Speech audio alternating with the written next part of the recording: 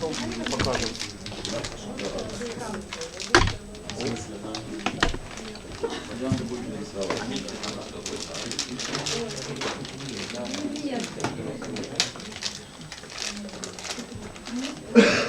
Все готовы? Сейчас я предлагаю, что рабочий язык будет английский. At least for my perspective, it's easier to speak English. Все понимают, если я говорю по-английски. You can, if you have questions when we're talking, you can ask me in Russian or Ukrainian. Generally, I understand, but I will respond in English. Okay? Great. Thank you for the invitation. Thank you, Katerina, for inviting me. Thank you for coming. The topic today is basically how to work with donors and other donor-related funding opportunities. I think that you probably in the past few weeks have heard a lot from potential investors, financial support. Today we'll speak a little bit more about the subject of donors, large and small, that can support projects in different ways. So let me just share with you kind of my experience and perspective so you understand where I'm coming from. First of all, my name is Tim Dubell, and I'm currently working with USAID, the Agency for International Development of the US government, here in Ukraine, and my title is e-governance advisor. I spend about half my time with the government of Ukraine at the central level and at the city levels, talking about opportunities and challenges for e-governance. As many of you know, it's not easy. There are many things happening, but there are many challenges, and that's probably a whole separate lecture, a whole separate topic. But how I came to have this role really goes back 20 years. I used to work for USAID after completing graduate school. And this was just when programs were opening up in the former Soviet Union. I actually first came to Ukraine in 1992, and I was part of the team that opened the USAID offices here, so I've been coming back and forth to Ukraine for a long time. While I was at AID the first time, I had more of a private sector development focus. So a little bit of privatization, but mostly support for small and medium enterprises, some work in terms of developing credit and funding mechanisms for small businesses.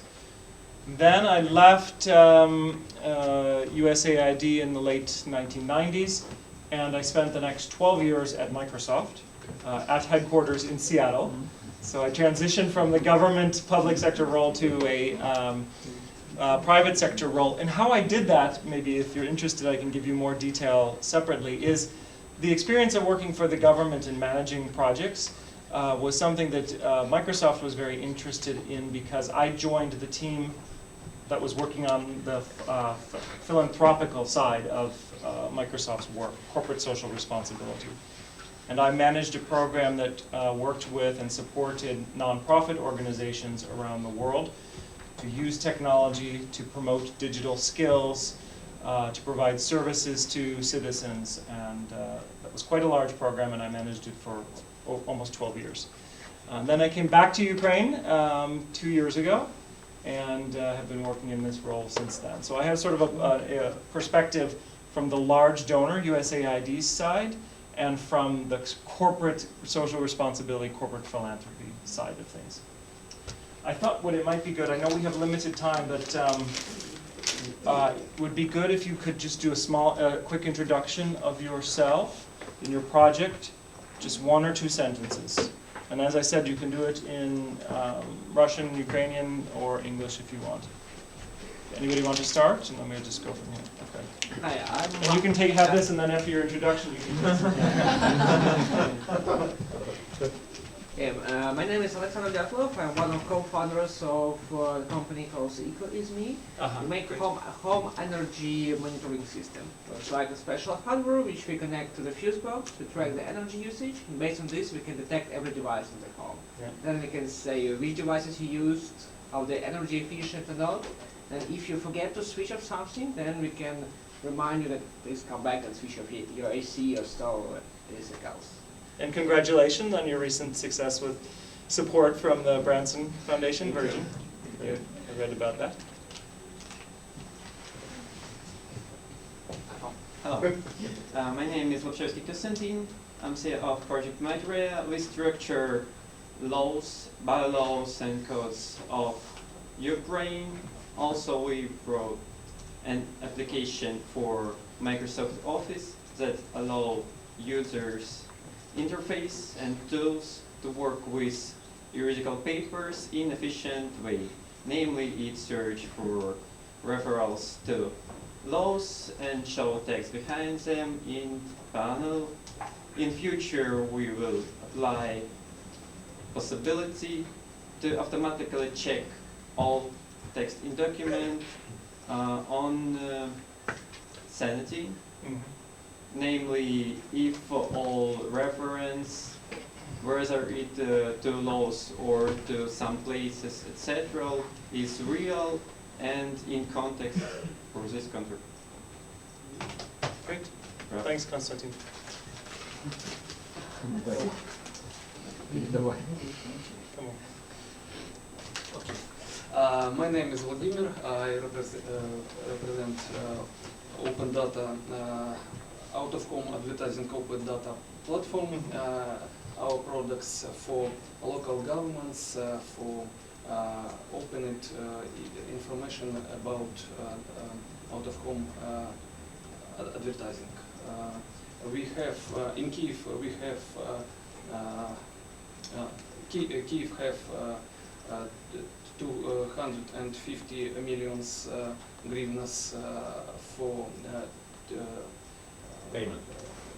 2015 years payment from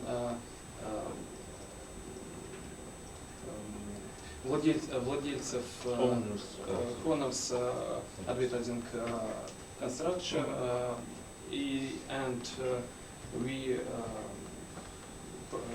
proposition for propose for a government implement Your solution, your platform, yes. right? Okay. Меня зовут Дмитрий, проект CrowdLegal. Мы специализируемся на информационных продуктах для юристов и для их клиентов. В инкубаторе мы с проектом облачной peer-to-peer системы для совместного ведения судебных дел гражданами в защиту против корпораций и государств. То есть, по сути, мы имеем действующую ERP-систему, которую отдаем гражданскому обществу. То есть наши контакты с государством не очень продуктивны. Мы когда-то 6 лет назад мы пытались инициировать проект «Электронный суд» в стране, имея там одну из самых существенных экспертиз в этой области. К сожалению, это кончилось, как всегда, распилом бюджета. Проект как-то родился, но прожил там. А вы из Киева или? Не про Петров. Я так думаю. Okay. Вот. Ну, у нас есть гипотеза, что люди будут делиться своими делами, хотя мы понимаем, что это большой вопрос. Ну и с точки зрения общества, то есть нам интересны контакты с правозащитными организациями, которые бы поделились своими делами.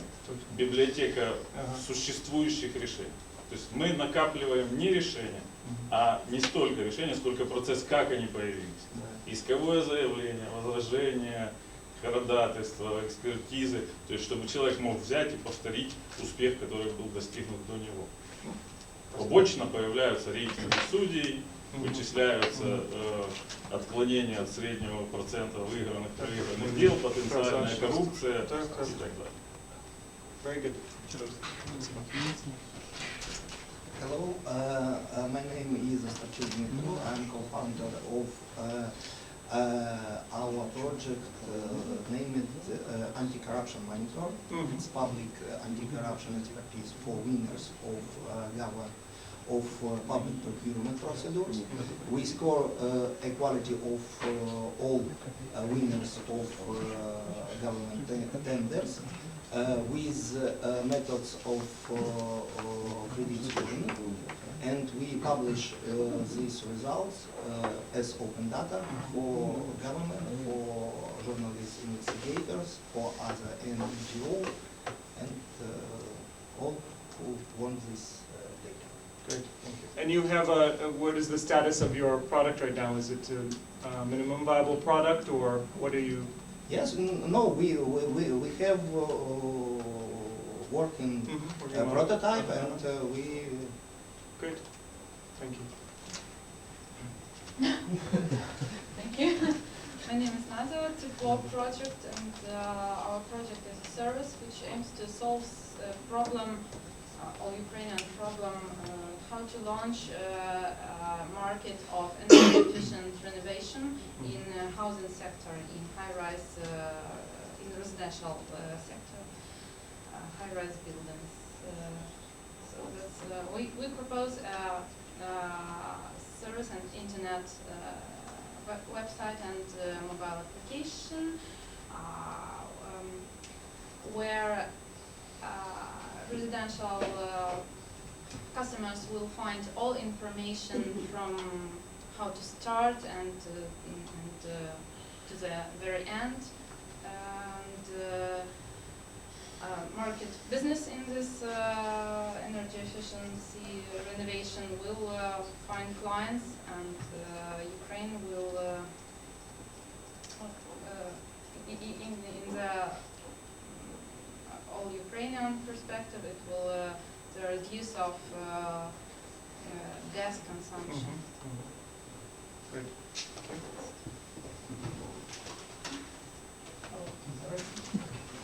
Hello, my name is Andrei Toman. I'm co-founder of Navizo service.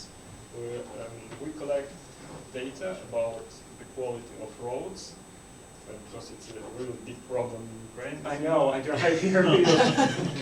So people just make an assessment of roads on the website or via mobile application, and basing on this data we build safe routes and help drivers to save money on fuel, on repairs their cars, and also we help government to save money on monitoring this data, monitoring the quality of roads, quality of repairs. So are you working with the Ministry of Infrastructure? Yes, we try to work, but now we have a project with administration of Dnipropetrovsk. Regional administration? Yes. Okay. Hello, I'm Sasha, I'm CEO of Atena. Atena, it's Wi-Fi payment marketplace. We allow it to turn any Wi-Fi router to smart device. And now we work in 6 countries as an advertising platform, but on final stage with development solution for home as parental educational control. Allow it to turn function, give access to internet for kids only after passing some educational test from his study program. The same thing can be used as an anti-procrastination thing for parents, and we allow it to, we will open SDK to build some kind of application for routers. Great. Great. Next.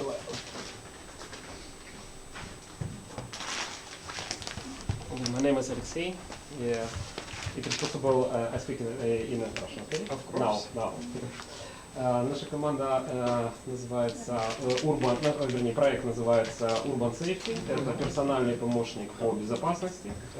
Это веб и мобильный сервис, который помогает гражданам Украины и иностранцам получать актуальную и объективную информацию визуализированных данных о криминальной ситуации в городах, которая может быть сопряжена с информацией о размещении школ и выбираемое жилья в соответствии с криминальной ситуацией, что помогает человеку выбрать наиболее оптимальное место для проживания и для обучения своих детей. Особенно это сейчас актуально в связи с большим количеством людей, переселенных из Крыма и из Донбасса.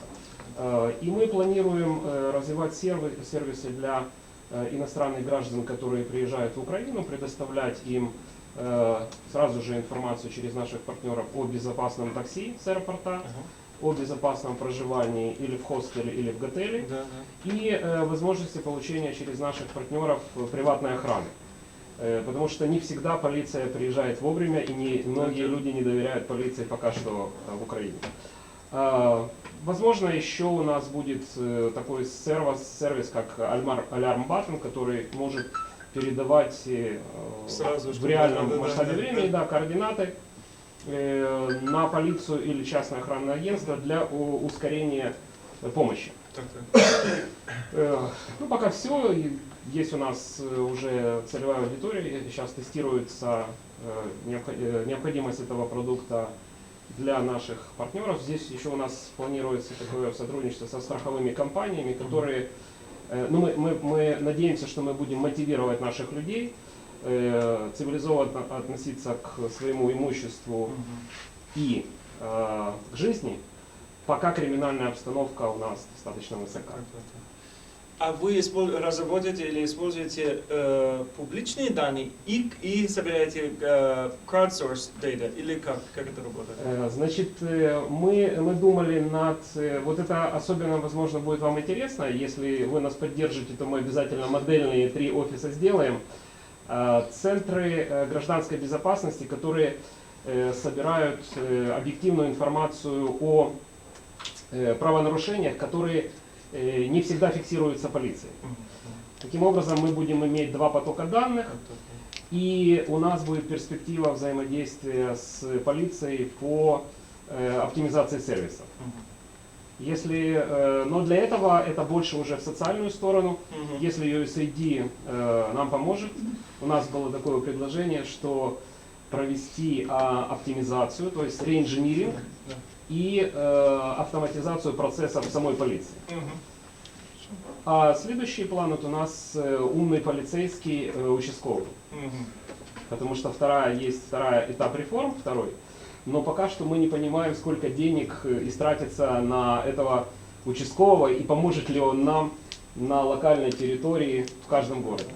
Если мы сформируем те сервисы, которые он должен нам предоставлять, возможно, государство потратит меньше денег. Ну вот где-то так. Спасибо. Кто-то еще? Уже, в принципе, так знает, наверное. Я в рекламе не нуждаюсь, да? Берите, nobody's taking candy. I try in English. Okay. AgriMonitor is intelligent field monitoring system. It helps save up to 20%.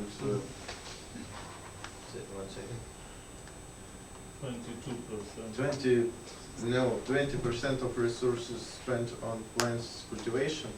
Yes. We have in Ukraine first success in sales, and now we will try go to Eastern Europe market, Poland, and other. Great. Can I? Of course, take it and keep passing it around. So, thank you for the introductions. It's interesting to hear the wide range of activities, from public safety to energy to agriculture and key sectors to legal reform, etc. And I know many of you have been working very hard on these concepts and products for quite some time. So, and I also heard this is the second time today that you've had sort of a football theme. But what I chose this photo for is because when we're talking about donors and sort of non-investment funding opportunities, it's really a different playing field. There are some commonalities and some things, information or approaches that you can use from your work with investors to speak with donors, but you have to change your mentality a little bit when speaking with donors. And I'm completely flexible. We can just have a question and answer period, but I just prepared a few key things that I would really like to touch on, and then you can stop me at any time if you want to dive deeper and discuss some questions. Again, the reason I highlight this is because many people think of donors as funding opportunities, really just money. And it goes very much beyond that. So in this list you have a few things that are funding related, grants, matching funding opportunities. But really, you should think about donors as sources of several different things, including technical assistance, training, travel. So you really have to think pretty comprehensively when you're talking to donors. And the first piece of that, and I experience this all the time as a representative of a large donor, is when you reach out to or you begin to have a conversation or a meeting with a donor, do some research beforehand. Just like you would do if you're going to an investor or a corporate sponsor. You want to know what their business is. You're not going to talk to Coca-Cola about agricultural equipment or something. You should understand their industry, a little bit about their business. So do the same for donors. If you're going to meet with USAID or a foundation, visit their website, look at who their board of directors is, look at their programs, look at their annual budget, look at their specific activities that support the type of work that you're doing. Because often I'll have a meeting with someone and they simply sit down and start talking about their activity, their project, but they really have no idea what USAID in this case does or how USAID can help them. So just like with any other meeting, it's really important to know who you're speaking to and to prepare for that meeting. Because I find it sort of frustrating when I meet with someone and they have no idea what USAID does. And I know other donors have the same experience. People are unprepared to have a conversation. So. Another thing is you should be prepared to talk about your project, solution, activity from a development perspective.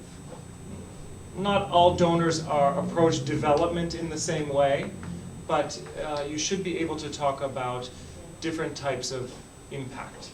Not just the growth of your product or how your business model and how it's going to help your particular growth and the growth of your business, but how many people it's going to employ, or the amount of use of gas that would be reduced in a particular country, or impact on crime statistics. So something that the donor will be very interested in hearing about beyond just kind of the business aspect.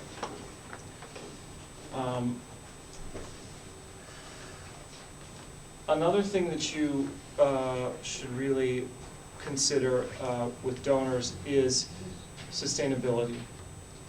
This is not just about business growth and graduating from an investment program, but it's about how you will continue this activity. Some of you have very social sort of activities and programs that may not be a business model. You may be more suited to sort of a non-governmental organization type of model going forward, working closely with other civil society organizations or the government. But you should be able, when you're having a conversation with donors, to talk about what your long-term plan is beyond that donor support. Just like any investor, donors will want to know, okay, if we give you some funding or training, what is the next step after that? What does it look like in 5 years or 10 years? Because most donors do not have long-term programs where they will support a team or an initiative for an extended period of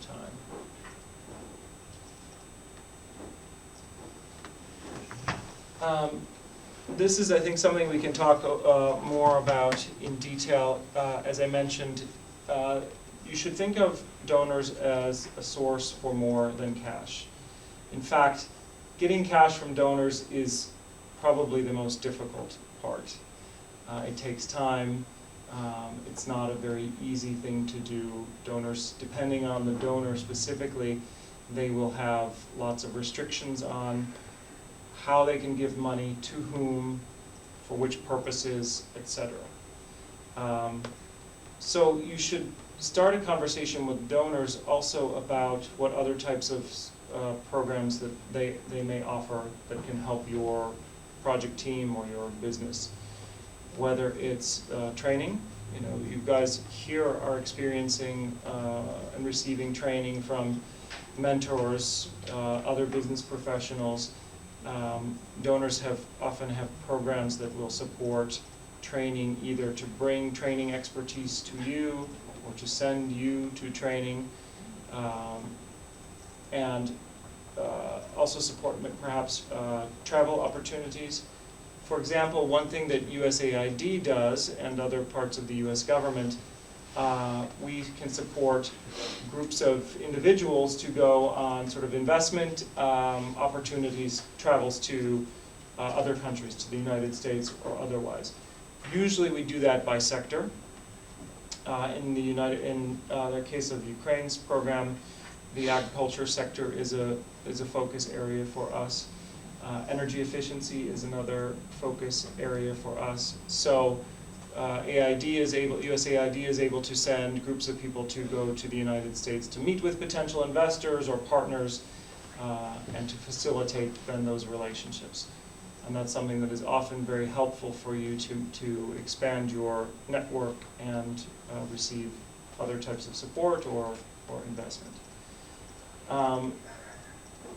Donors also have significant programs to provide technical assistance, where we bring expertise to a country, typically professionals who have experience or education in a particular subject matter, whether it be legal reform or a sector, healthcare, agriculture in Ukraine, and we're able to provide longer-term assistance. Or working with the government or civil society to build their capacity, to monitor legislation, to advocate, to deliver services.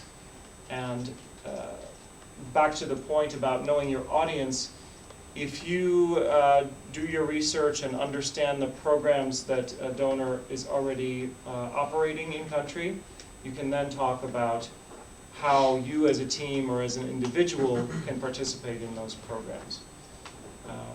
I'll give an example here that I know Konstantin knows about. USAID funds a project called Fair Justice. The objective of this project is to reform the judicial system, particularly focusing on the court system, to increase transparency, to reduce corruption.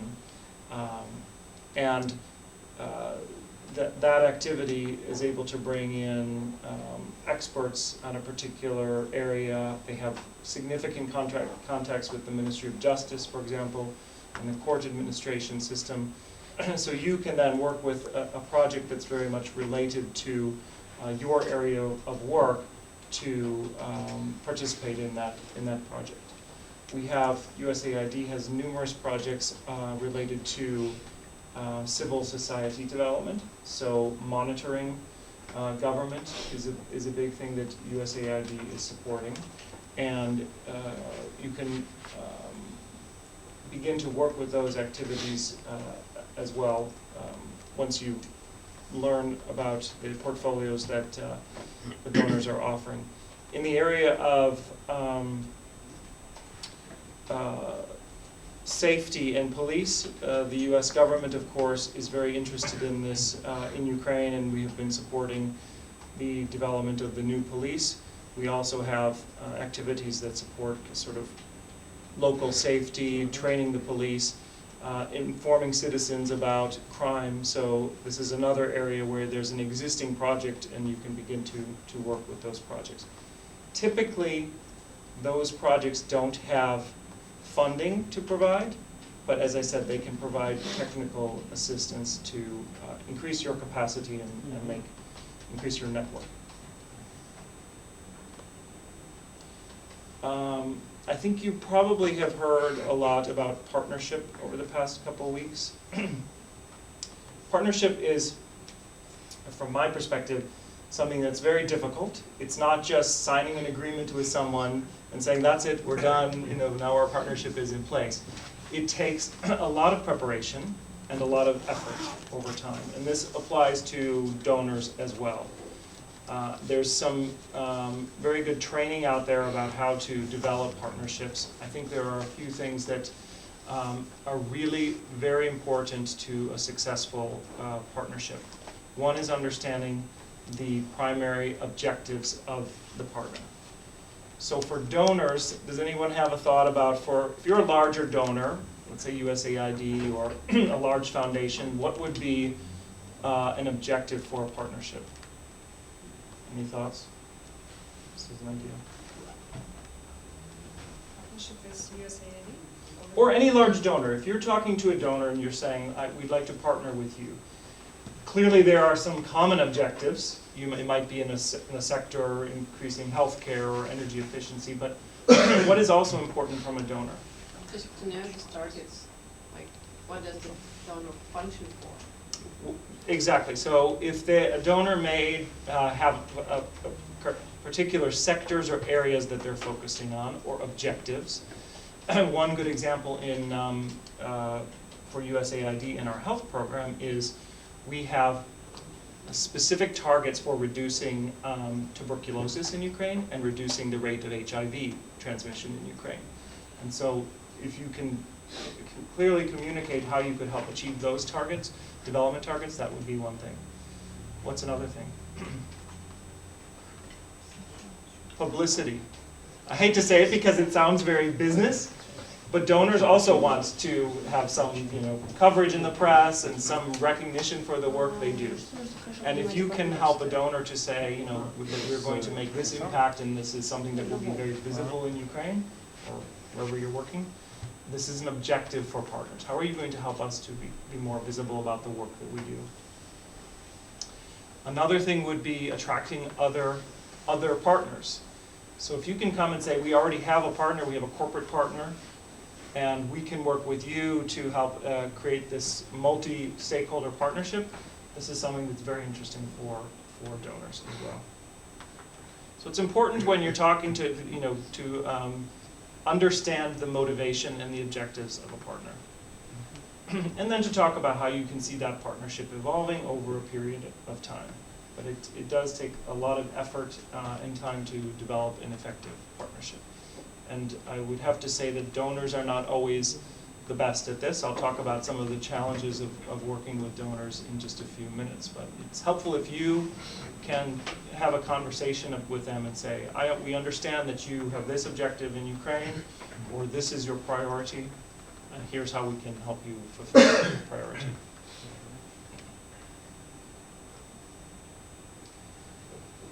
The last thing that's important for working with donors, much more so than working with the private sector, is patience. Donors just work on a very different cycle and on timelines. And for me, this is a little bit of a difficult reminder because, as I said, I worked in the private sector for a long time. And in the private sector, you can do things much faster. Generally, there's a faster turnaround cycle time. Donors work very, very slowly. Now, in the area, I think it's important because you all are working in broadly the technology area using open data. There are donors that are much more aligned with and moving faster in that area. Some foundations, for example, you might have some larger foundations that are able to support you and work faster. But as soon as you're working with something like a USAID, or let's say something from another donor country, the Department for International Development from the UK, typically they work much slower. So be patient when you're talking with donors. Start a conversation, and you have to continue following up on a conversation. I will tell you one trick, and so you know when you hear this, but one trick that donors use, I use it all the time. If you meet with someone and they say, I want to do this with you, here's my pitch, here's my idea, the donor will often say, okay, send me information and send me specifically this. I need to know more about this. Because we know that probably 80% of you won't follow up. So that makes our job a lot easier. We immediately probably have less to follow up on. So if you commit to provide something, follow up with donors. Check a week or two later. This sounds like common sense, but donors are particularly bad about maintaining a relationship. So you have to take that responsibility and continue to remind them. And don't be shy about it. An email or a phone call is fine, but just to continue to follow up. And provide updates to donors if your project, particularly I think because you guys are working at such a fast pace of the development of your projects, provide a donor an update on a monthly basis. Hey, here's where we are. We've got this funding, we took our project to this level, we've added this new functionality, we've changed our strategy in this way. Just keep donors informed and they will feel like those opportunities are staying alive. Now, first of all, this isn't all in order. These are just elements. They're not following in sequential order. And depending on the donor, you may pull and highlight specific pieces to develop your play to them. But these are all at some point in your discussion with a donor, important things to keep in mind and to make sure that you're thinking about and discussing with donors. Now, what I have is, we can talk a little bit more about some things that I think are relevant, particularly to technology and open data. But are there any questions about basically how to work with a donor? Any experiences that anyone wants to share? I know Oksana has worked with donors a lot. Ну, у нас был опыт работы с различными донорами, с фондом Возрождения и с британским советом, и с USAID в том числе, по вопросам предупреждения коррупции, изучения опыта Грузии и имплементации, имеется в виду опыта Грузии в предупреждении коррупции, борьбе, и имплементации этого опыта в Украине, а также развития административных сервисов. Ну, опыт успешный, в принципе, мы видели приоритеты фонда, мы видели приоритеты, то, что декларировало государство, и от имени общественной организации делали часть своей работы для того, чтобы ускорить этот процесс, сделать такой push на government. What were some of the challenges? Например, что касается снижения уровня коррупции и реформы полиции, то есть после наших усилий потихонечку, совместно с многими еще, то есть 4 года прошло со старта в этом движении. Я думаю, что для общественных организаций это неплохой результат, он мог быть лучше, но, к сожалению, скажем так, правительство не так сильно реагирует еще на давление общественных организаций. С одной стороны, а с другой стороны еще нет такой супер большой консолидации общественных организаций для достижения конечной цели. Обновить, может быть, полностью. Yeah. I think that's just again a good point. 4 years from the start of a project is not uncommon for donors. Donors move more slowly. This is also because often we are working with the government in any country, and so sometimes if the government is working slowly, then we are also working more slowly. Projects with civil society can be challenging because, as you said, there's not always a lot of coordination across civil society organizations or a sort of joint strategy.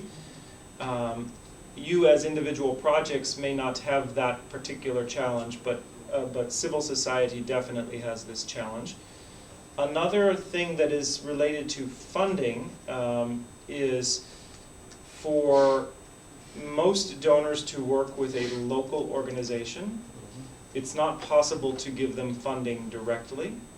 If they are an organization that does not have some experience in receiving international funds and all of the requirements for audits and business practices and all of this, there's real challenges. So if you're looking for donor funding, it is important to try to identify a local partner who has already received funding.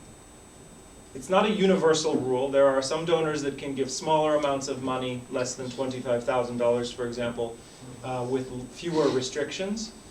But most larger donors have restrictions on how they can give funds and to whom they can give funds. You need to just keep this in mind. Any other experience working with donors? Questions about it? We're speaking very honestly here too, so по-русски, да, можно сказать? Да. Мы подавались как проект, который в Одессе как раз мог решить вопрос размещения политической наружной рекламы, политической, на легальных носителях. Мы подавались к фонду відродження с участием, причем это был конкурс фонда відродження, и мы для того, чтобы облегчить процесс, взяли оператора гранта, так называемого, мы подавались от Transparency International. Okay. То есть результат был, дело в том, что там... Был что, they declined the grant, or you didn't hear anything, или что? Нет, мы прошли первый этап конкурса, но не выиграли второй. Мы ездили в Одессу, но дело в том, что это все на областную администрацию выделялось, а Одесса как город и Одесская область это разные. Конечно. So my thoughts about this one are also, one, it takes time to find a donor opportunity, but also don't rely on one opportunity. This is, of course, a logical thing. Even if you're looking for investors, you're looking for multiple.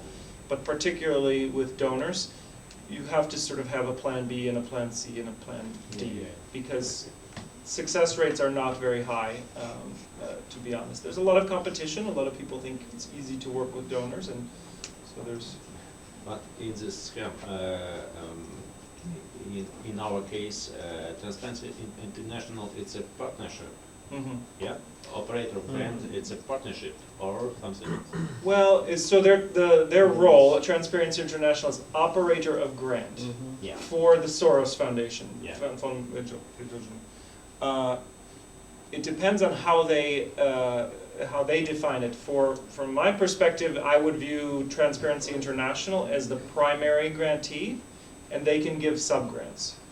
So this is a way, what I was just speaking about, where a donor would have restrictions on giving funds directly to multiple organizations.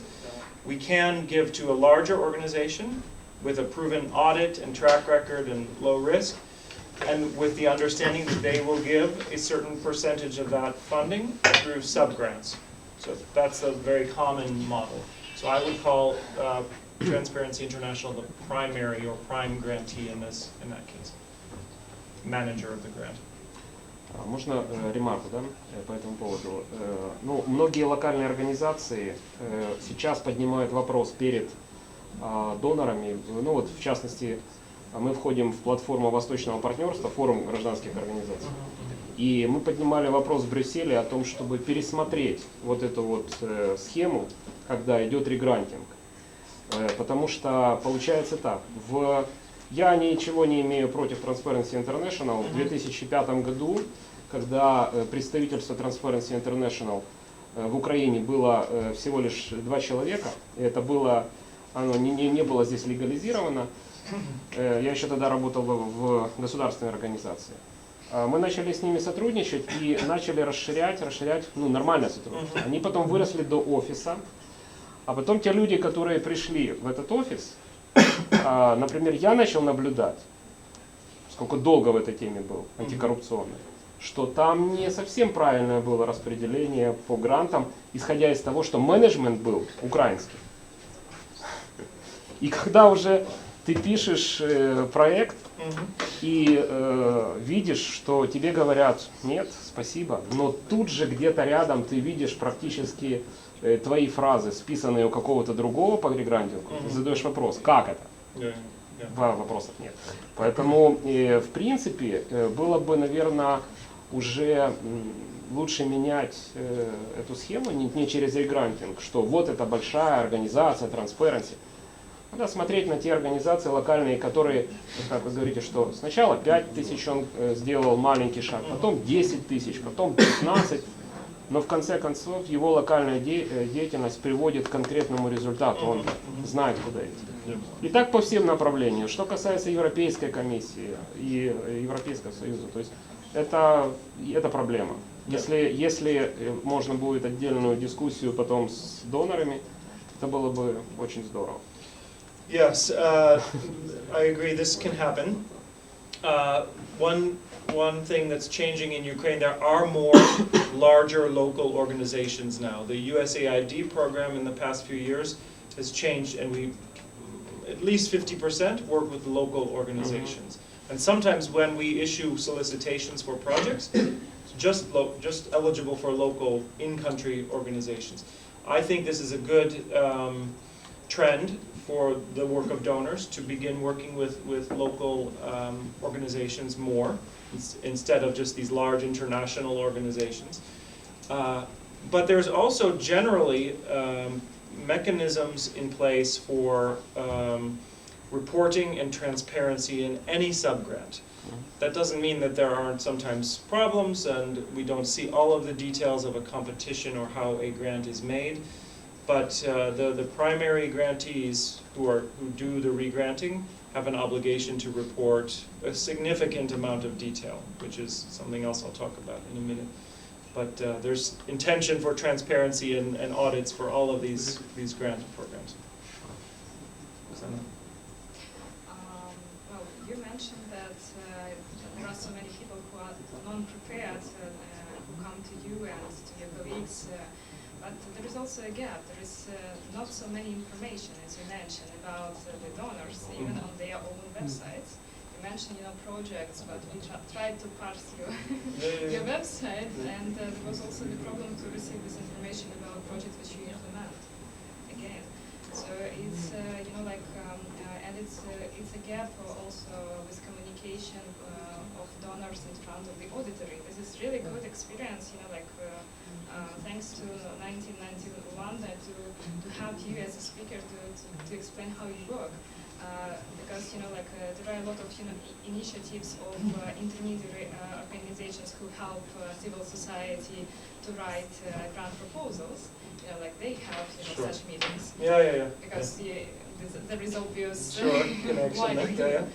but there is not so many events when it's possible such projects like here or even civil society to have an access to receive the real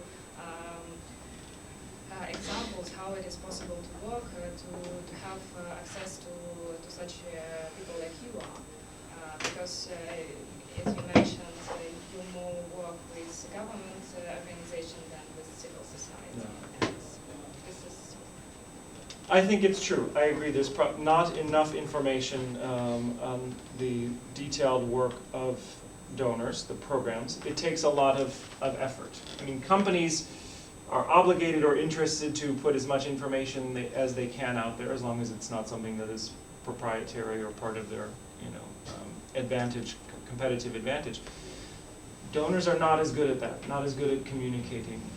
One way to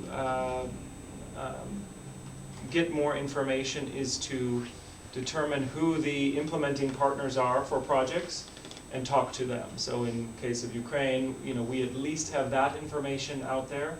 We don't have a lot of information on our site specifically about projects, but we'll say the project title and who's implementing it. It's not an ideal way, and I think there's room for improvement, but at least then you can go to the local implementing part or the implementing partner to find more information about it. Any other thoughts or questions about working with donors? Something you always wondered about how donors work?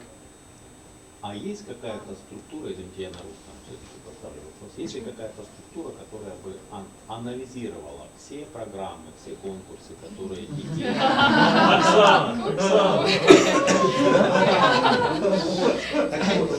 It might be better. Министерство экономразвития делает это сейчас.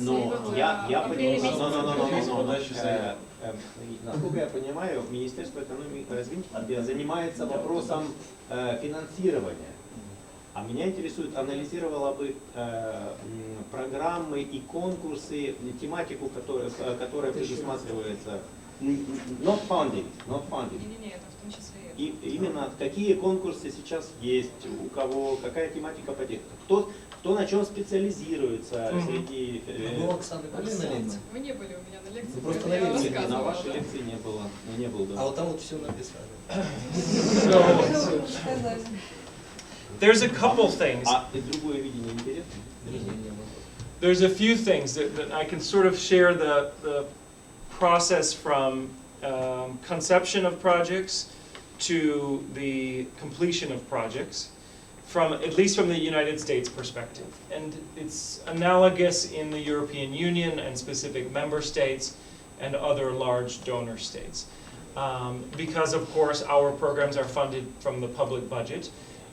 We start with the budget process. If we know when we, for example, as a United States agency, are able to request funding for programs for a region or for a country, to Congress, to our lawmakers for approval in the federal budget. So we will say, in the next 3 years in Ukraine, we need $500 million to do this, this, this, in key priority areas. Of course, then it goes through the process of review in Congress, approval.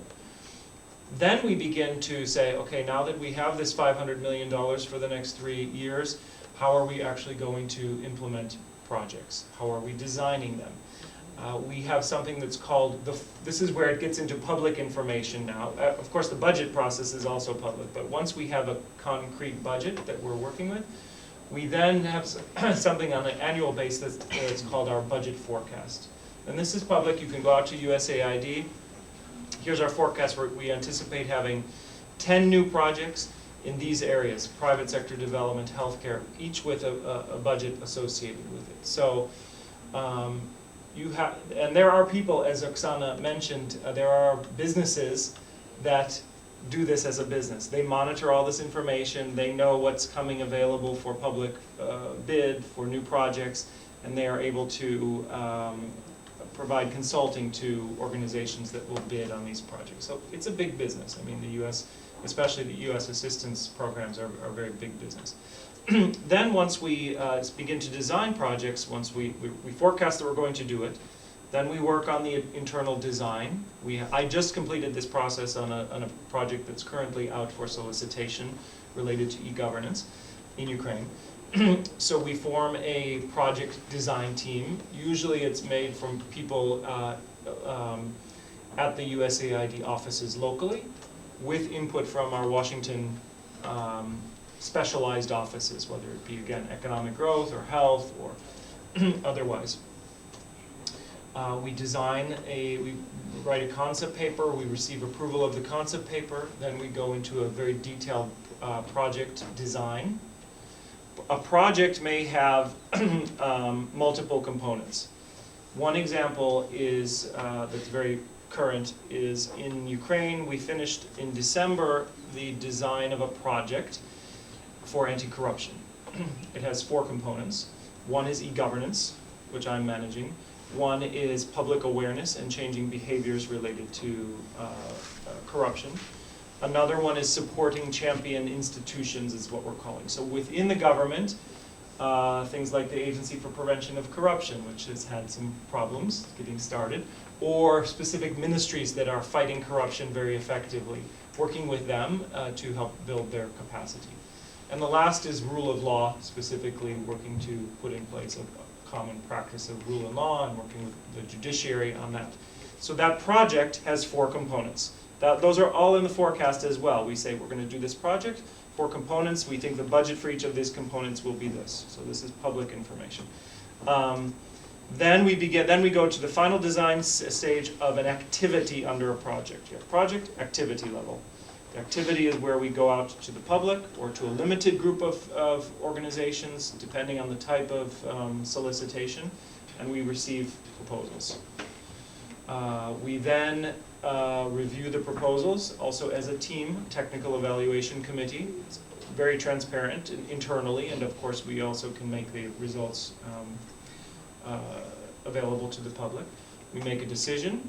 Our contracting officer or grants officer finalizes the negotiation with the organization that made the winning proposal. and the activities can begin.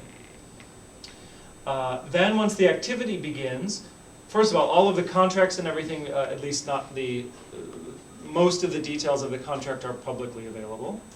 Then once an activity begins and the reporting begins on the activity, all of those reports go into something that's called the Development Information Clearinghouse.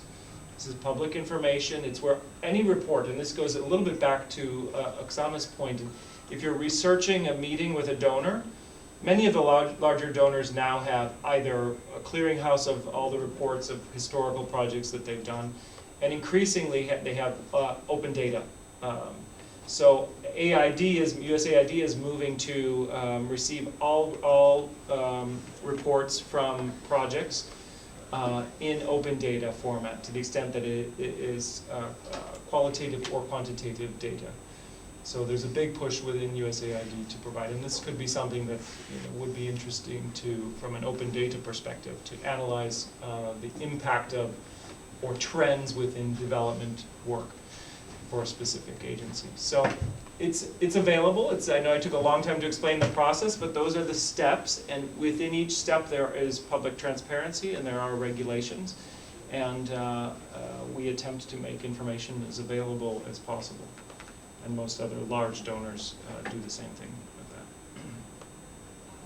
And also, according to the legislation, and there is a decree of Cabinet Ministrов, Конечно, да. Есть постанова Кабинета Министров 153, в которой в том числе прописано, что проекты, которые зарегистрированы в Министерстве экономразвития, регистрируются в основном это те, которые хотят получить льготу по НДС, чтобы не платить НДС, да?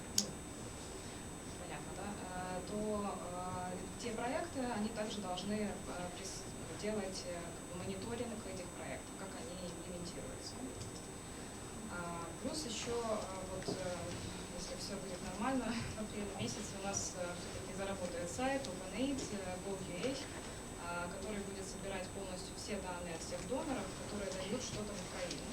Это будет от уровня scholarship, да, стипендий, до уровня бюджетной помощи государству. То есть это будет международные инвестиционные проекты, да, которые Мирбанк и БРР дают. Это будет международная техническая помощь, которая практически все что угодно. Да. Это аналитическая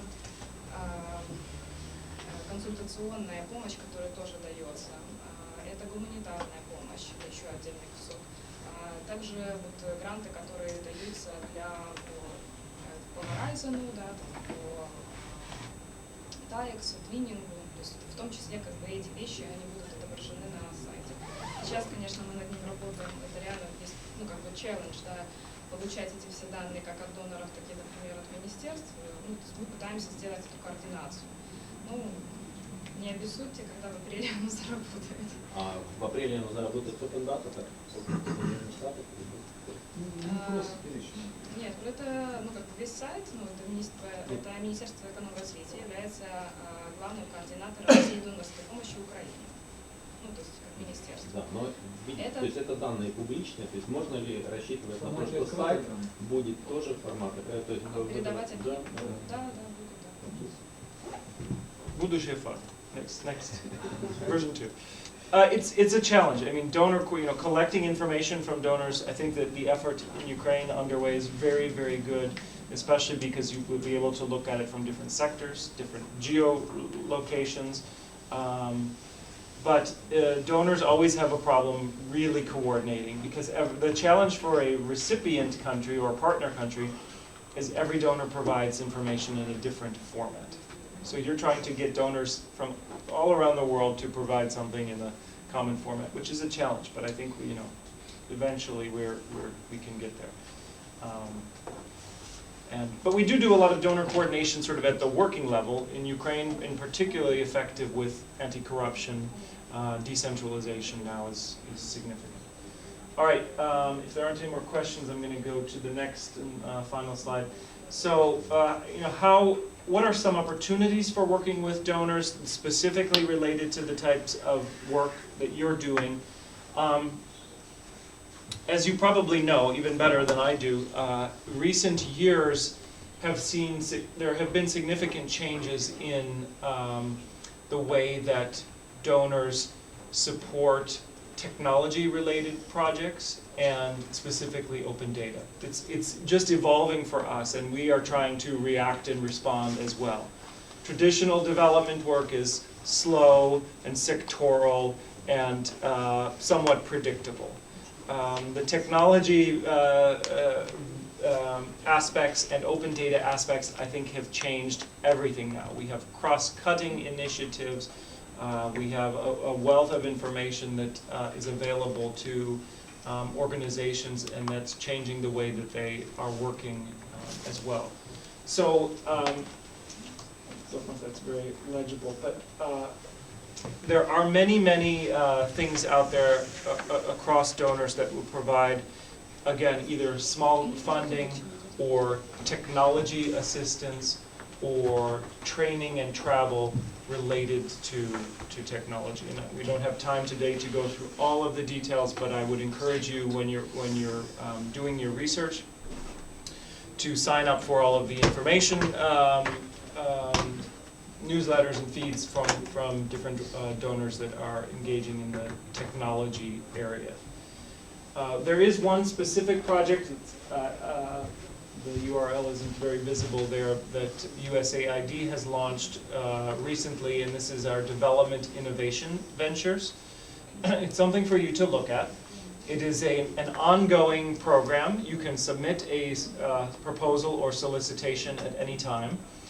And it's medium-sized funding, so it could be up to a few $100,000, between $20,000 and $200,000, for innovative technology approaches.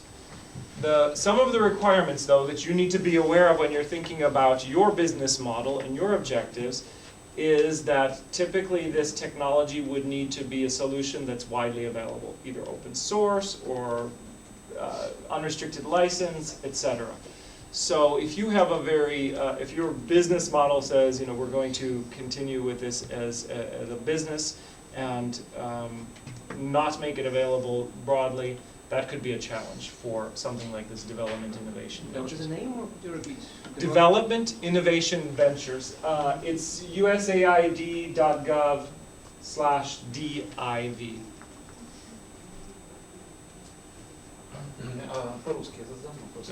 А какие требования к локальным компаниям, если напрямую финансирование без представителей? Возможно ли? То есть какие требования к организациям локальным? Well, there's a couple things. Usually you have to have an audit, a third-party audit. You have to have a record of at least 3 years of receiving some sort of donor funding or third-party funding. Those are the main requirements for funding. But again, if you're a sub-grant funded, it might be the requirements are lower. I think many of you know because you participated in it, but there are many challenge funds out there now that you can look at, either that are sector-specific or a specific type of technology, whether it's robotics or whatever. So I see a lot more of those opportunities becoming available. USAID has something that's called the Global Innovation Lab, and it's looking particularly at technology for disaster response, for healthcare, and for job creation. So, Хорошо. А инкубатор 1991, он может представлять интересы? Просто мы не задавали этот вопрос. well, this would be something for them to answer as well. They have received funding, of course, from USAID-funded grantees. So they're receiving some international assistance. But as far as I know, that because it's a new organization, they wouldn't have a record of an audit yet. So it's a little bit of a challenge. You have to go at least a year and begin your first audit, and then it's step by step. Can be a grant taken by, if for example we have a holding structure when the mother company is outside in Ukraine, but the daughter company is in Ukraine, and we have a project focused on Ukraine, so could be this daughter company take grant from USAID? There's a couple of things there that are a challenge. One, if you are a for-profit organization, you will have a different set of rules. It's grants are usually given to non-profit, non-governmental organization. If you're a for-profit, you could participate in things like challenge funds, where they have smaller amounts of funding to just help your business. Another thing to look at for if you're a for-profit entity is credit guarantees. And AID has done this in Ukraine in the agriculture and energy efficiency sector, where we work with credit providers, banks, to guarantee a certain portfolio amount and a focus. So the banks can be lending to small companies that are working on energy efficiency, or lending to communal enterprises that are installing energy efficient equipment, or to agricultural enterprises, so the credits are guaranteed. But there's a different set of rules if you're for-profit. Private sector partnerships. This is also, I see this increasing, particularly in the technology area. If you're looking at, in a way, this is a partnership here because Microsoft is sponsoring the incubator, giving it space. This is a good example of something that a donor like USAID would take into consideration when we're looking at matching funding. We have something that's called the Global Development Alliance, and it is a way of working in partnership with the private sector.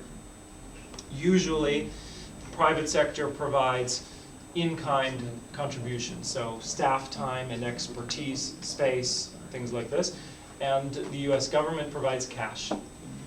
So you have to value what the in-kind contribution is, and then the US government is usually equal to that or a little bit higher than that.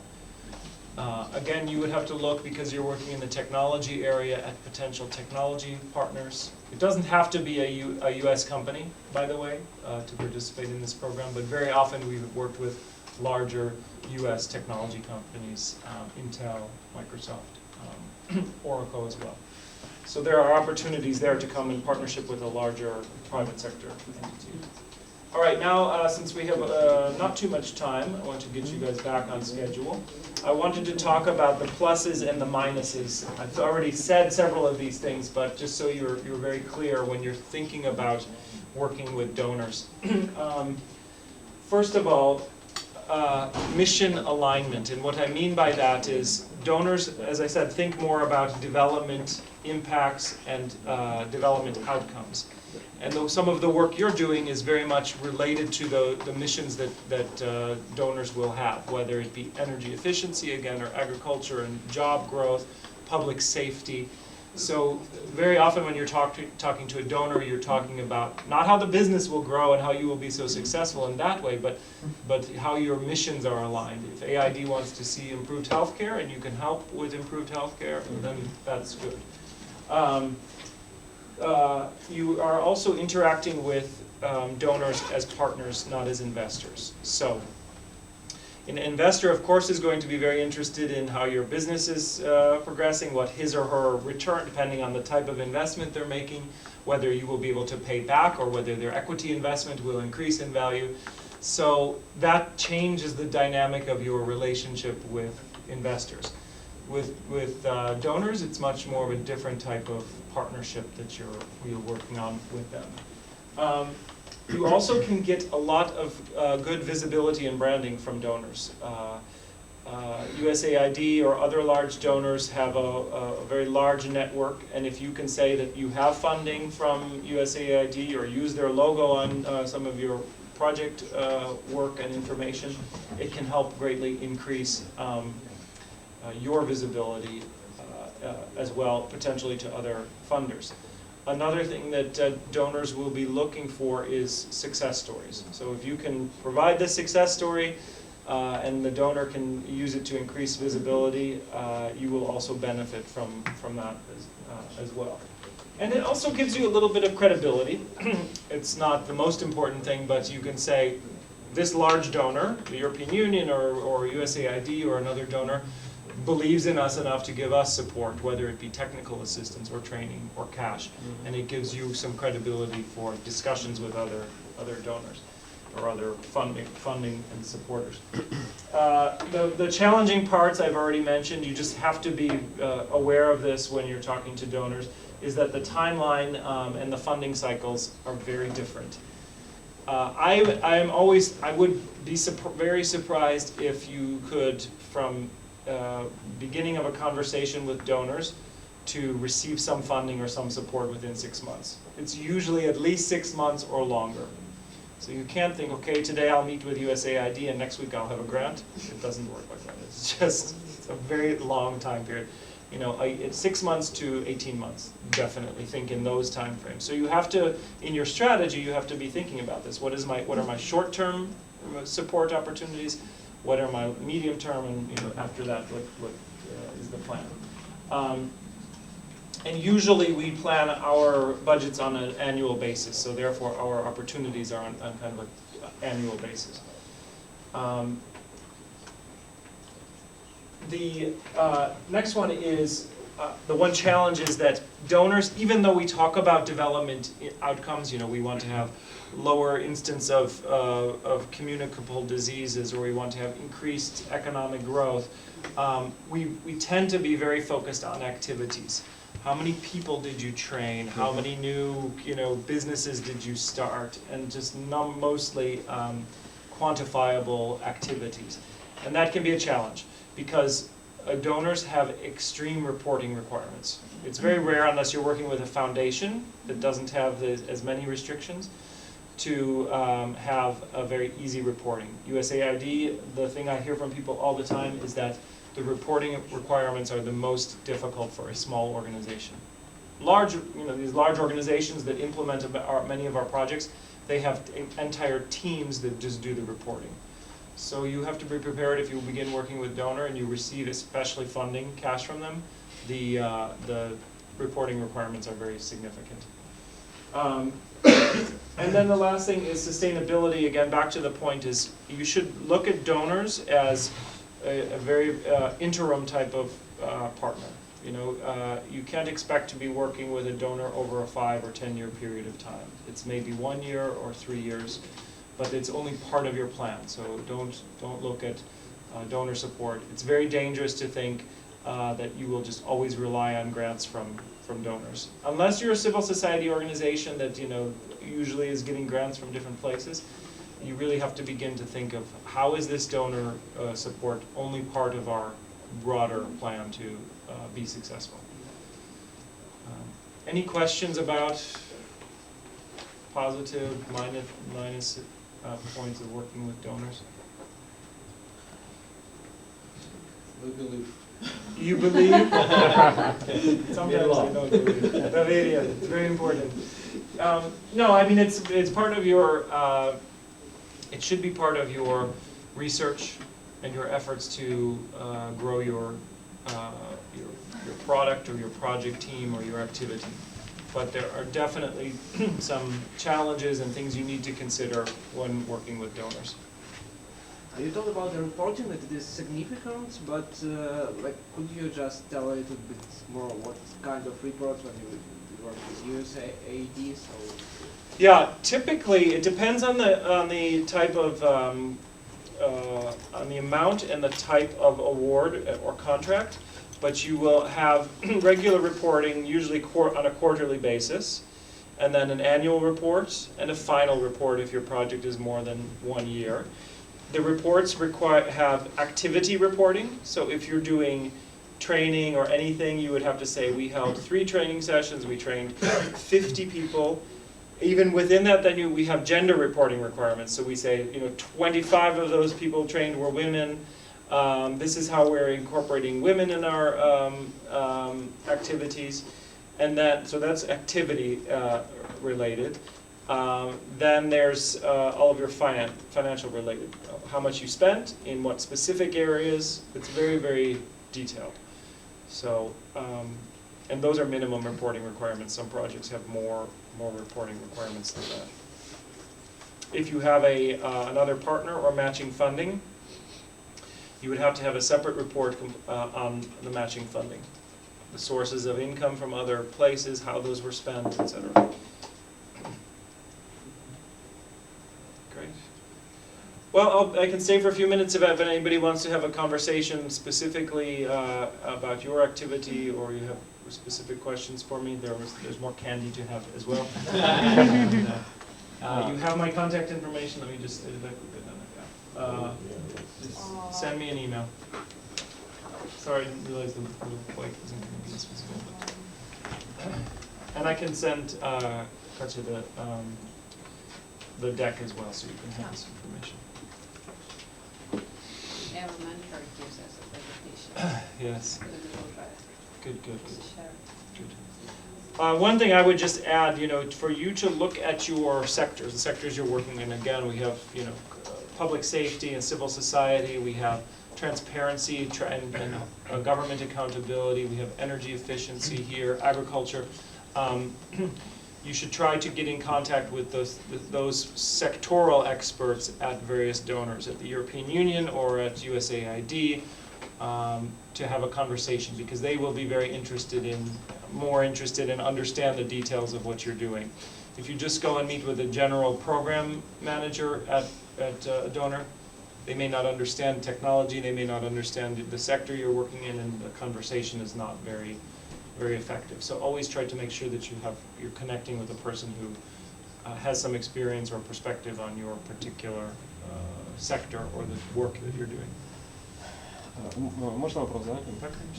Такой мотивационный вопрос. Вот есть практика такая в Европейского Союза на платформе Восточного партнерства для разных групп, там их 5, например, на год говорить о том, что вот Европейский Союз планирует на 5 приоритетных этих направлений предоставить гранты в размере 2,5 миллиона евро, и на каждую группу пишут сколько. Можете ли вы раскрыть небольшой секрет, сколько планирует USAID в качестве софинансирования, может, как приз по направлениям? Вот вы перечислили, что вам как раз они интересны. Да. Озвучить цифру, чтобы мы еще больше включились в работу.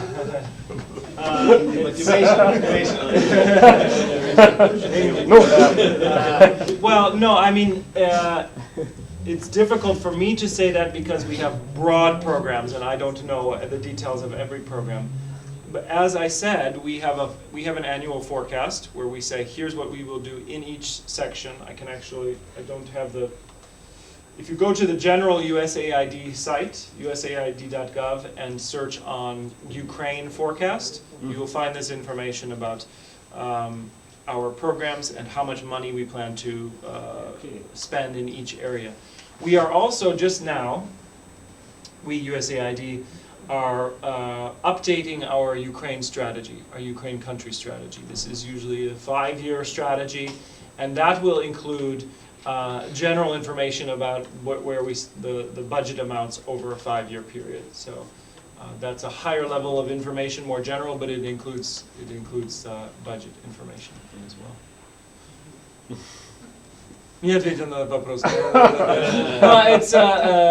We will this year actually have just like many donors. The European Union this year is releasing a lot of new projects. USAID this year, for Ukraine, our budget will be over $100 million, and we will have new activities across all of our portfolios. So economic growth, brand new activities, democracy and governance, specifically. We just closed a competition for local governance and decentralization. We have that was $50 million. We have a large one now for e-governance, which is $13 million. We will have several new activities in democracy and governance, and then health will have several activities. So. Okay. I have a question about your criteria for selection. For example, in my case, last year I took part in Open World program about energy efficiency. So if, for example, I take part in some of the US funded programs, that increase my credibility when I work with other, for example, with USAID or with other programs. No, their only restriction sometimes is you participated in Open World, which is a travel and training program. The U.S. government often says if you participated in a U.S.-supported training travel program, you cannot travel again under a U.S. travel program. But it will not impact your ability to receive a grant or technical assistance here locally. It doesn't exclude you from future. It's just that it's specific to travel if you've traveled. In fact, it could probably help. You could say that you've had experience with U.S. programs and you have traveled to the U.S. And therefore the local activity here is strengthened.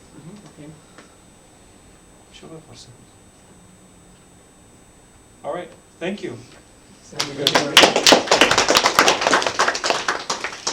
have time for now a specific question. Yeah, of course, of course. Как по очереди, да? Можно. Не, я говорю, за вами. Запиши.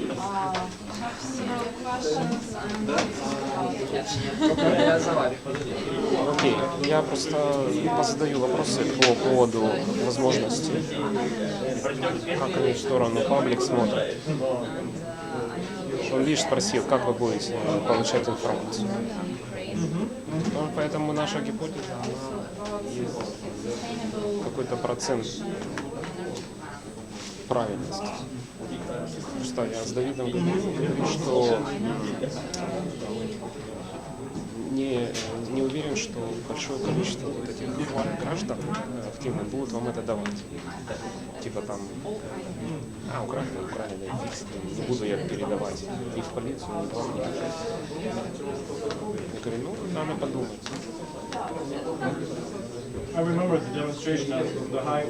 Что если так рассуждать, то в принципе вообще зачем что-то делать?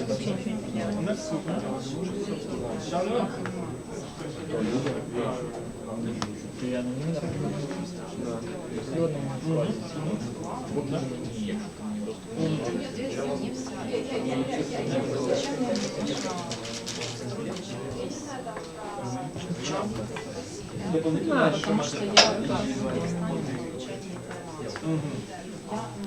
Я вчера сидел с человеком, который отдал Вот это Municipal Energy Financial, я знаю этот проект. Высокозначный статус и вид тоже нас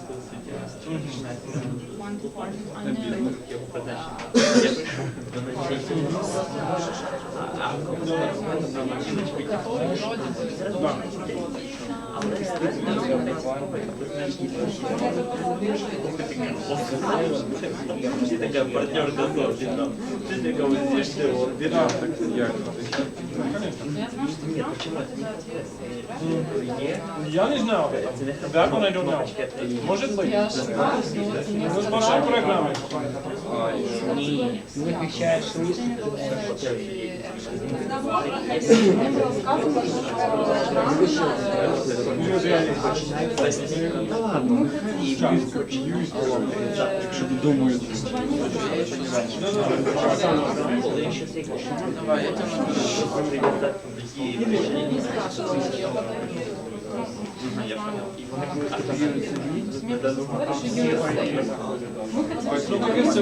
Давай, я Да ладно, я і так молодий вже подписала, що буде могли дивитися. Я думаю, це цікаво. Сам вообще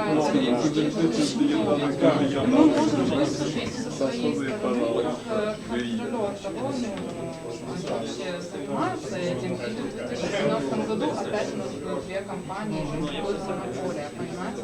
То есть мы в этом заинтересованы точно так же. К нам обращаются партнеры, там, которые проектируют сети, которые материалы оборудования, то есть из Европы, из Украины. То есть, сейчас все заинтересованы как-то зайти на рынок. Я боюсь, что никто не зайдет. Разорвать.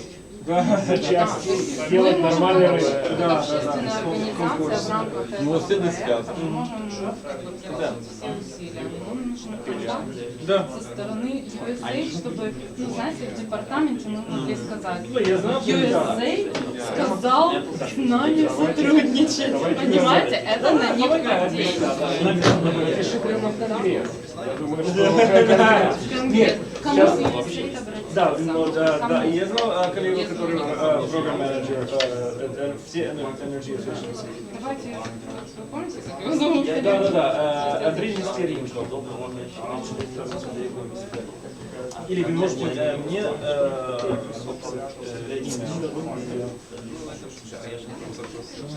should be a Нестеренко.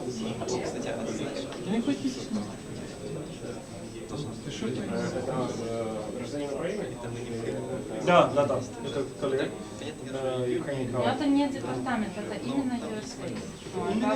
Хорошо, потому Он что может вам департамент сказать, мы сами. нет, он может сказать, что кто и как Нестеренко. Эй, Нестеренко, USA обязательно. Эй, Нестеренко. На сайте да есть же все программные менеджеры. Не, контактной информации нет, потому что до нас...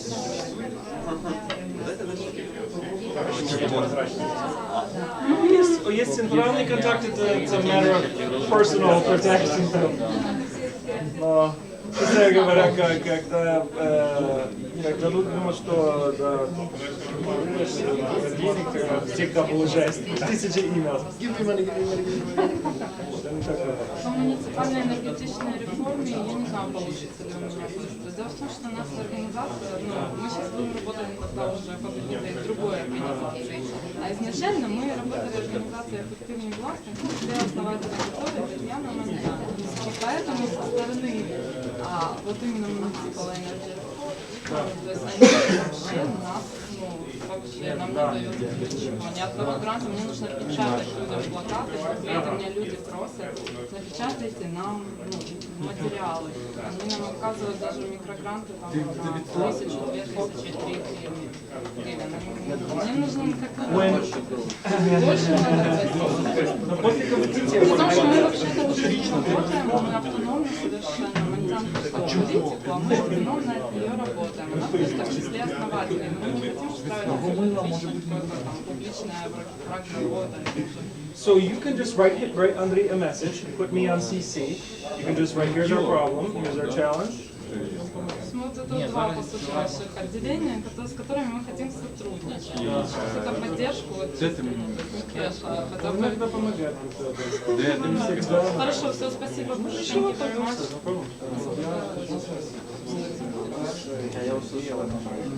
much.